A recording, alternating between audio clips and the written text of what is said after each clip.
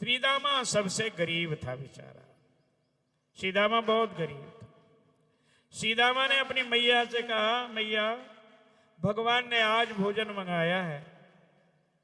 मैया कहने लगी, बेटा हम तो उन्हीं के घर का खाते हैं, हमारे पास क्या है। लेकिन श्रीदामा जिद कर बैठा, मैया लेके जाऊंगा। सारे बच्चे लेके गए हैं।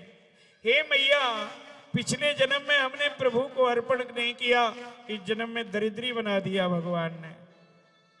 अरे मैया, इस जन्म में तो भगवान को कुछ खवाएं ताकि अगले जन्म में दरिद्री बने। मैया कहती है, वो तो ठीक है बेटा, पर मेरे पास तो कुछ है ही नहीं। तो मैया कहती है, बेटा जब ले ही जाना है तो परसों की छाछ पड़ी है, भगवान के घर से लाए थे, नंद राय जी के घर से, और वो आप ले जाए। सीदामा कहता है, मैया चलो कुछ नहीं तो कुछ तो सही, मुझे ये छाछ ही दे दो, ले जाता हूं।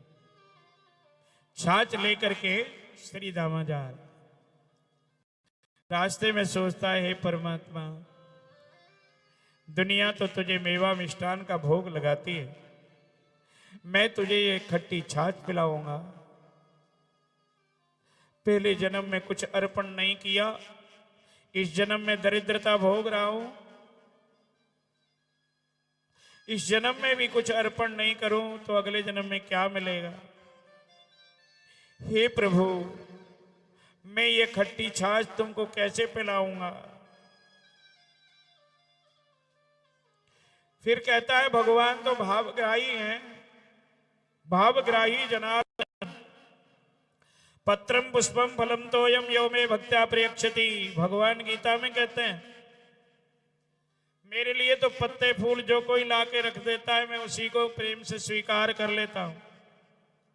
जब भगवान की तरफ जाते हैं तो पैर आगे को बढ़ाता है, और जब अपनी तरफ देखता है तो पैर रुक जाते हैं।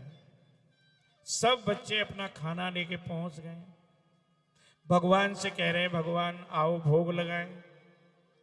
भगवान कहते हैं, ठहर जाओ, मेरा श्रीदामा नहीं आया। एक बार बोलो बांके बिहारी लाल की।